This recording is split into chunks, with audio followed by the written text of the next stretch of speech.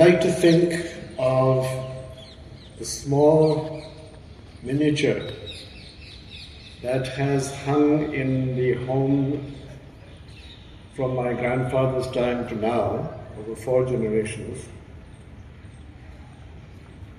It's a miniature painting on ivory of the Taj Mahal. And in a corner is the great builder, Shah Jahan, the love of his life, Mumtaz Mahal. And somewhere in another little corner, there's the great Akbar. I often wonder why my grandfather treasured this item, because it's been an heirloom which has come down for 4 generations. And I like to think of it as a kind of statement that he may have wanted to make about quality, about beauty, and about a symbol of quality and a symbol of beauty that represents worldwide the pinnacle of achievement for those of us who are related to design. I first saw the Taj Mahal at the age of 7. My father was posted in Agra, and those were the war years. And someone had the incredibly foolish idea that the Taj should be covered with some kind of scaffolding so that the Japanese wouldn't see it. It didn't work, of course, but my memories are hazy. But I do remember that my father would take us in our little battered car to some points on the other side of the river where you could actually see the dome without all the scaffolding. So that has remained in my memory as a kind of symbol of quality. Not just of quality, but of quality that came from the incredible syncretic culture of this country. And we as a family were in some way a reflection of that.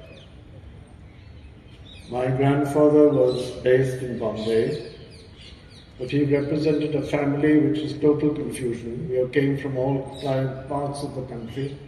We didn't have a native place. We didn't have a mother tongue. We had all kinds of confusion. But we had India. And we had the incredible beauty and the incredible wisdom of this country to take us through. Years later, when I started my career in Calcutta, my office window would look out on the dome of the Victoria Memorial. And that struck me as a rather ridiculous building, because I was told that it had been designed to combine St. Paul's with the Taj Mahal. Sort of crazy and rather ugly. Around that time, in our other hometown of Bangalore, another building was coming up, Vidhanasauda. Also, to my mind at that time, an incredibly monstrous structure. On the front of Vidhanasauda was attached in huge letters a slogan, "Government work is God's work." I think that was a rather funny joke, but it has lasted to this time. Now, the reason I recall Victoria Memorial and Vidhanasauda is that although Ashok Chatterjee thought these were ugly buildings, people loved them. And they became, in many ways, very important to the citizens who lived both in Calcutta and in Bangalore. So I was beginning to learn a lesson which would be very important when I moved to NID years later, that when architecture evokes an emotive connection with people, especially public architecture, architecture which deals with public spaces and public buildings, it endures as a kind of cherished memory. of a place and of an idea and perhaps of aspiration. So what makes architecture actually work? My real immersion as a client.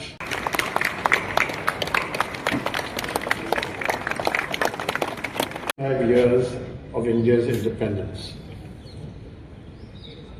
While that was going on, I came to NID in 1975. And one of the first things that I was told, in fact I was told this on the day of my arrival, that this building, designed by Giras Sarabhai, the disciple of Frank Lloyd Wright, is a great building. You're the director, but don't fool around with this building. Okay, I was also told it's on stilts because of the flood threat, and administrators, including the director, are on the ground floor. The students and the educators are on the first and second floors. You guys are dispensable. If the flood comes, you will be washed away. Education will stay safe.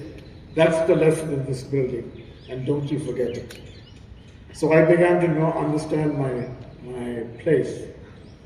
Also, to understand this building, I recommend that those of you who are students of architecture, you take a look at the NID history book, which describes the way in which the NID building was created.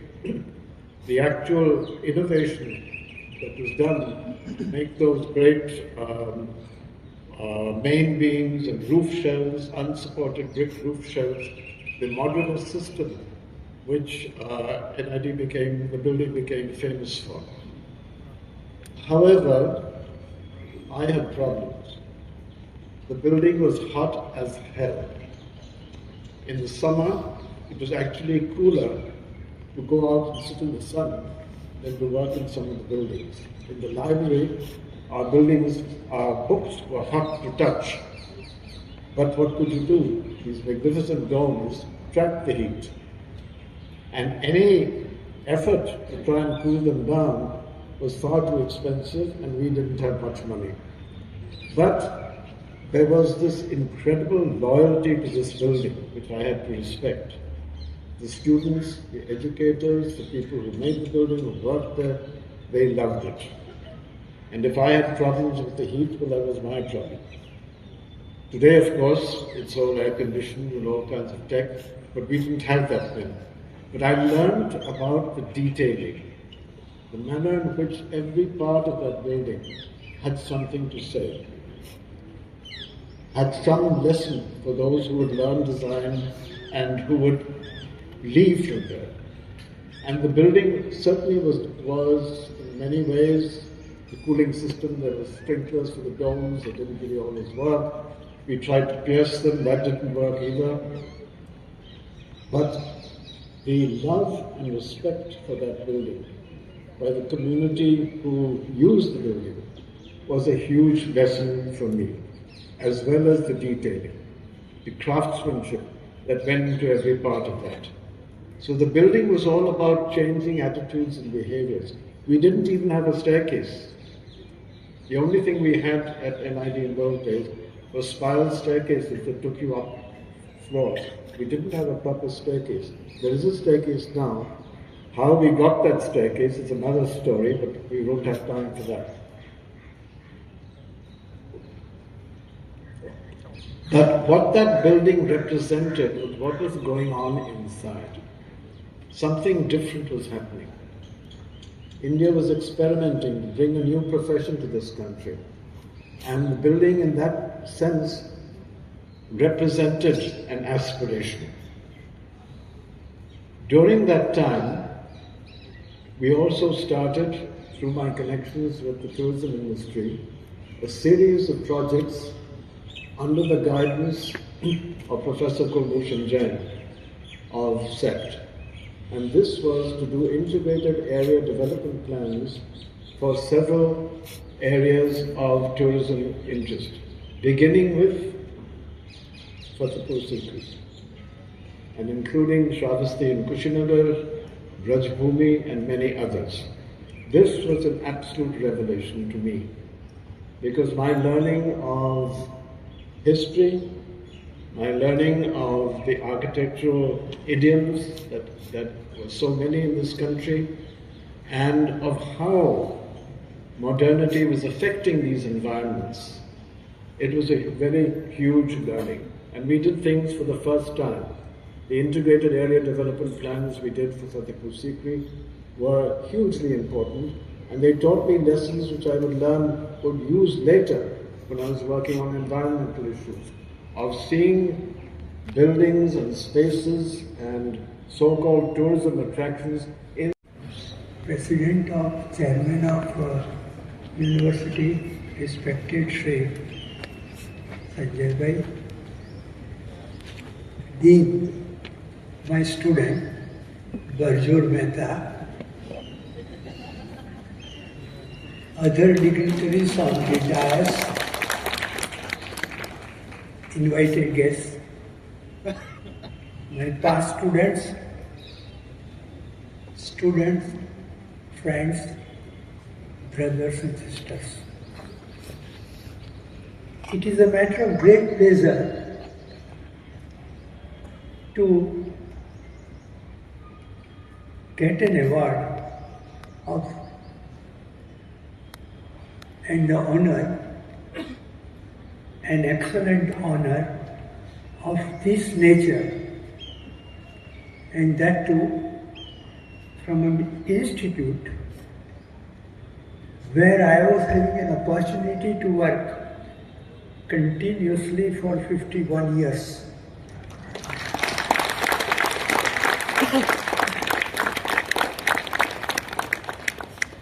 Thank you so much, but I feel thank is not a correct word to convey my feelings to my institute. Well, the credit goes to my professors who taught me during my undergraduate program at Faculty of Technology and Engineering, MS University of Baroda, and particularly Professor Madan, Dr. S.K. Damle, and Professor D.K., all were in the Department of Structural Engineering. And then at the postgraduate level, my Professor B.M. Jani was my guide. And he actually helped me. And when I got an appointment from School of Architecture, Ahmedabad was absolutely new to me. I was hesitating, and he said that you must go. And that's how I am here in Ahmedabad. I joined this institute in 1966. And here, Professor Doshi, Professor G.N. Tambe, and Dr. Vakil guided me, helped me, and along with my teaching assignment, which was a part of a teaching, they asked me to work out the methodology of teaching in the discipline of structural engineering and construction. And with their help, we tried to work out that and tried to implement that. With the and students are facing today, which are very, very different to, and hugely different to the kind of challenges that I first encountered when I came into the area of design education. We can share that at some other time, but there are problems of scale, the problems of, at one time, 2 design institutes. Now I'm told there are 4,000. How do you cope with scale? Where are these teachers going to come from? Who will create these design teachers? How assesses quality? How is the university system that everyone is chasing, does it have any patience with the kind of one-to-one interaction that design education demands. All of this we have discussed and tried to learn together, and at the end of it, we have found ourselves in this age of AI asking ourselves some of the most basic questions that arose at the time when NID was first founded almost 70 years ago. So where do we go now? Let me end by telling you a little story. It's December 31st, 1999. A century is ending and a new century is about to begin. I decided, where could I possibly spend midnight, December 31, 1999? There seemed to be just one place for me.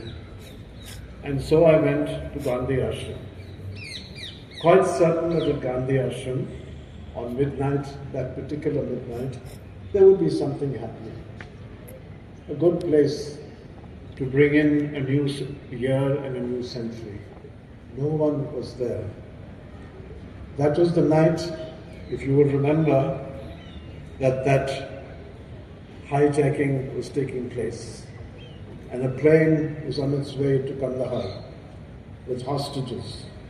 There was tension. Somewhere in the distance, there was a radio playing. And you could hear the news that was coming in. I was alone at Hriday Kunj. There was nobody else there, not even the Chaukidar. Just the sense of history, just the sense of this place, just the sense of the humanity and decency that building represented. And then I thought to myself, I remembered something that had happened to me when I was in Washington, D.C., at the time that Washington was burning. Martin Luther King had been assassinated and the city was in flames. And an American journalist wrote one day that it was time for Washington to remember that Taj Mahal of humanity, of love and of peace, Mahatma Gandhi. So these things came back to me when I was thinking of what I could possibly say to you. And it's this, that at the end of the day, it's all about caring. Architecture has to be about caring. You will have to care, and you will have to take us into another generation which will do better than what my generation has done for you. Thank you. Was when I returned to India from the US some years later and was working with the India Tourism Development Corporation, which had then, I'm talking about the 70s, early 70s, had decided that design, including architecture, would be the USP for drawing travelers to India. The trademark for the ITDC was the Ashoka Hotel, which you may remember. It was built long before ITDC was established, but it was a strange building, iconic in its own way, but everybody loved to hate it. And if you were working in the Ashoka Hotel, as I was, you would get constant complaints about how government doesn't know how to run a hotel. Along came a management expert, said that we needed a new brand. And one of the things that the new brand should do was to change the color of the Ashoka Hotel. So along came people with huge cranes and whitewash, and there was an outcry. The whole city descended on us saying, "You idiots, don't touch that building. Let it be, it's pink, don't touch it." And I began to understand that the building that we thought people disliked or thought it was useless public sector nonsense, was actually something that was very precious. Around that time, it was decided to open South India to international tourism. South India had no five-star hotel, and the ITDC was asked to build one. And we built the Ashoka Hotel in Bangalore. Along the way, Rajendra Kumar was the architect, and he said, wouldn't it be a good idea, while we are building this hotel, to have some guests actually staying in it and trying out the systems that we're trying to innovate for this building? And so we looked around. Who would want to live in a building, in a hotel that is being built? Two prospects arrived. One was a group from West Asia, from the Gulf, and they wanted to be in Bangalore, and they wanted a big hotel, but they wanted us to guarantee rain, because they said the only reason you want to come to Bangalore is to stand outside in the rain. We couldn't guarantee rain. The other was a film crew, which is looking for space to make a film and to keep all their equipment and their crew, etc. So they very happily said, yes, you'd be happy to try out your hotel and use the services you want. So we did, and it was a great experience. The team that volunteered to be guinea pigs was going to be making history. They were the team that made Sholay. Around the same time, we were given another building in the brutalist Chandigarh style, which was built as a hotel, but was considered unusable as a hotel. But we were told it has to be made, you have to do something with it. This is what became the Akbar Hotel. What was considered impossible by the hotel industry was considered by a few architects as an enormous opportunity to make the first hotel anywhere in the world using that kind of architecture. And it became an experiment in combining Indian craft with this rather raw concrete finish. And it made history of its own. So we were all learning. At the same time, Charles Korea was hired, and we built the Kovalam beach resort in Kerala, India's first beach resort, with its own special challenge of building a hotel which would follow the topography of that wonderful hillside at Kovalam. This was all around 1972. In Delhi, something else was happening. Raj Rewal and Mahendra Raj were putting up the Hall of Nations, the world's first and largest